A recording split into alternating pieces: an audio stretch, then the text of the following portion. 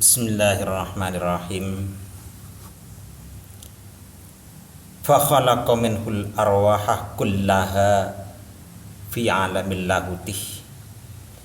Setelah Allah menciptakan roh Muhammad yang dengan kata lain dinamakan Hakikatul Muhammadiyah, atau ada 3 istilah lagi setelah roh Muhammad, yaitu Nur, Qalam, Akal. Fa khalaqa minhu maka Allah menciptakan dari ruh Muhammad tersebut al-arwaha kullaha, seluruh roh, fi alamil lahut, diciptakan di alam lahut, di alam kesucian, fi ahsanit taqwimil hakiki, di dalam bentuk yang terindah, al-hakiki, yang berupa bentuk hakiki. Jadi bentuk hakikatnya manusia adalah berbentuk ruh qudsi, dan alamnya berada di alam lahut.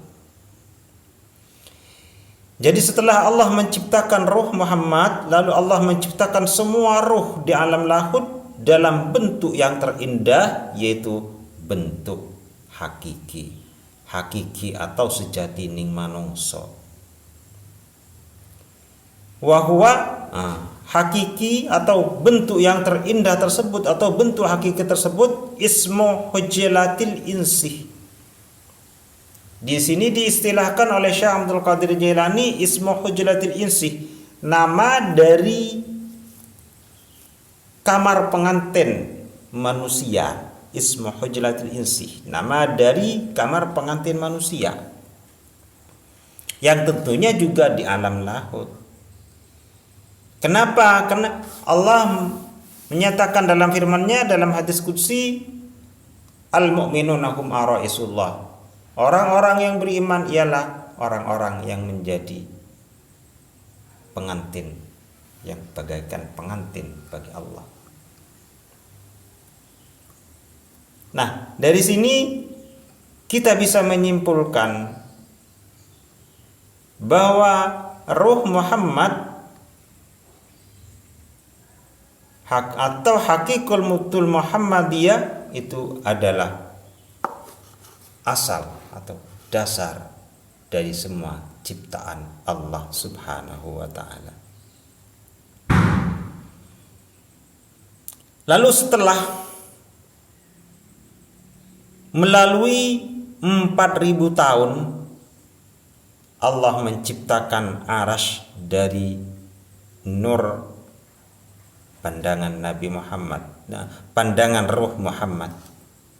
Jadi dari nuri aini Muhammad, Allah menciptakan Arasy dari nuri aini Muhammad, dan juga menciptakan semua yang ada dari nuri aini Muhammad.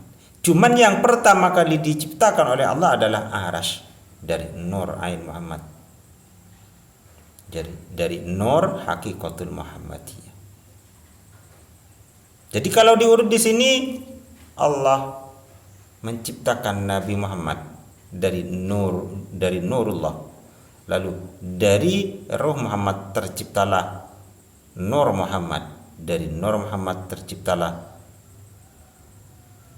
Arasy, terciptalah semua yang ada. Lalu setelah Allah menciptakan semua kainat, faradatul arwah ila darki asfalil kainat. Lalu kata Allah, aku kembalikan sekalian manusia, semua ruh manusia aku kembalikan, aku lemparkan, aku tempatkan di tempat yang terendah dari semua yang ada. Di mana tempat yang terendah? Ialah di alam jasmani, di alam muluk, atau dalam istilah lain alam nasut. Jadi di tempat itulah ruh manusia terlempar, sebagaimana Allah berfirman, "Tsumma radadnahu asfala safilin." Kemudian aku lemparkan bentuk yang terindah, atau bentuk yang berupa bentuk hakiki sejati ning manungso, aku lemparkan ke tempat yang terindah. yakni anzalahu awalan min alamil lahuti ila alamil jabarut. Allah menurunkan pertama kali dari alam lahut ke alam jabarut. Ketika berada di alam lahut, roh manusia bernama roh kudsi, karena pakaiannya pakaian kudsi, pakaian kesucian, berada di alam kudsi. Lalu diturunkan oleh Allah ke alam jabarut, dan Allah kasih pakaian dengan nur yang terdapat di alam jabarut, atau dengan nuril jabarut. Dan diberi nama Ruhus Sultani. Lalu setelah itu Allah turunkan kembali ruh manusia dari Ruh Sultani, dari alam jabarut menuju alam malakut, dan diberi pakaian dengan pakaian nuril malakut. Dan ketika itu bernama Ruhur Rawani. Lalu setelah dari alam malakut, roh tersebut turun ke alam muluk. Jadi roh tersebut turun ke alam muluk dan berpakaian dengan nuril mulki. Apa itu nuril mulki? Yaitu rohul jasmani. Jadi ketika berada di alam muluk, roh tersebut dinamakan roh jasmani. Nah, itulah tempat yang terendah. Terus ketika sudah berada di alam muluk dan berpakaian dengan nuril mulki dengan nama rohul jasmani, maka dari situlah dimulai tugas-tugas beratnya roh tersebut.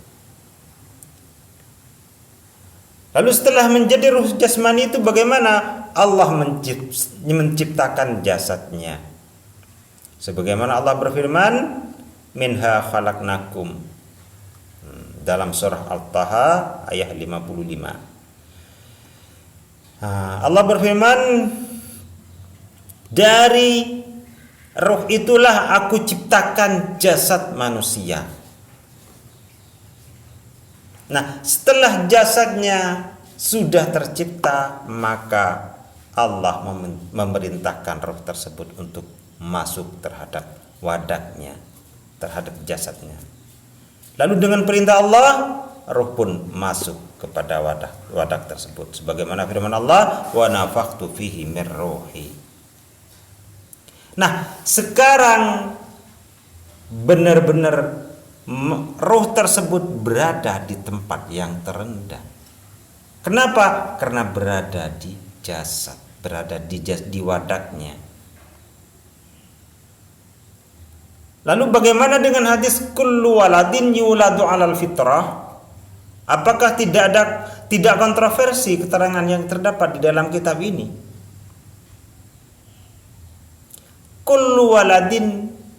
Kullu mauludin yuladu alal fitrah.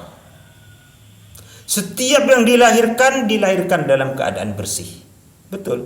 Jasmani itu adalah jasmani yang bersih. Terus tempat yang terendah, makanya di sini tidak memberikan istilah dengan kalimat yang kotor, dengan tempat yang kotor, tidak. Tapi memang tempat yang terendah. Apa? Tempat di mana di sana tempat berkubangnya dosa. Dan tempat yang terindah, karena ketika berada di tempat tersebut, roh tersebut lupa terhadap apa yang telah dijanjikan ketika waktu pertama kali Allah ciptakan. Jadi betul-betul berada di tempat yang terendah, tapi masih bersih. Tapi tidak tertutup kemungkinan untuk selanjutnya dia akan bergelimang dosa. Falamma ta'allaqatil arwah bil ajsadi nasiyat ma ittakhadhat min ahdillahil mitsaq. Setelah roh berhubungan dengan jasad, masuk di dalam jasad ketika berada di dalam kandungan. Nasiyat ma ittakhadzat, maka ruh tersebut lupa terhadap perjanjian kenapa atau perjanjian sewaktu dia diciptakan oleh Allah dari roh Muhammad.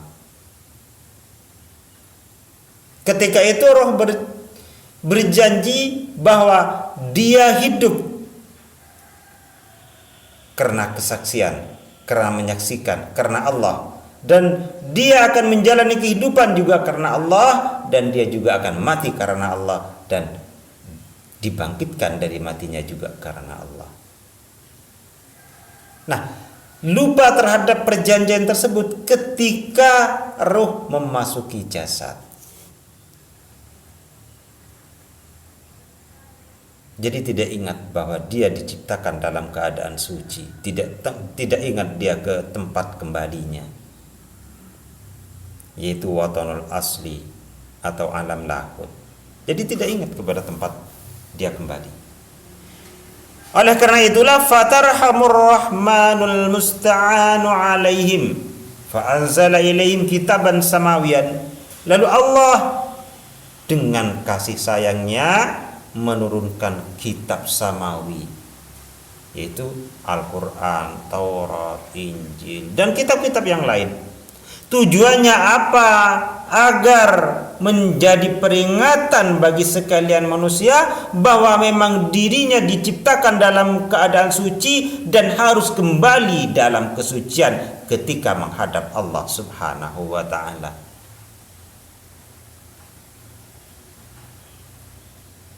Jadi itulah Allah, kasih sayang Allah, welas kasihnya terhadap hambanya, dia menurunkan kitab samawi. Nah, cuman sebagaimana dikutip kemarin, faminhum zalimun li nafsihi wa minhum muqtasid wa minhum sabiqum bil khairat. Sebagian dari mereka ada yang zalim terhadap dirinya sendiri, sekalipun sudah diturunkan kitab samawi oleh Allah kepada mereka, bahkan mereka sudah dititipi ilmu oleh Allah Subhanahu wa ta'ala, tapi mereka zalim terhadap dirinya sendiri, mengabaikan kasih sayang Allah. Wa minhum muqtasid, dan sebagian ada yang melaksanakan sebagaimana mestinya, tidak mengurangi dan tidak lebih. Tapi sebagian juga ada yang sabiqum bil khairat, berlomba-lomba dalam kebaikan, berlomba-lomba dalam memperjuangkan untuk kembali kembali ke alam kesuciannya, untuk mencapai tingkat kesuciannya, untuk mencapai penyatuan diri ke hadratil ilahiyah, dan juga berlomba-lomba dalam membimbing manusia agar manusia juga sama-sama menghadap ke hadratil ilahiyah dalam keadaan bersih. Itu ada yang berlomba-lomba seperti itu. Semoga kita semua menjadi orang-orang yang lebih baik di hadapan Allah Subhanahu wa ta'ala, dan hari esok semoga lebih baik dari hari ini. Demikian, wallahu a'lamu bissawab.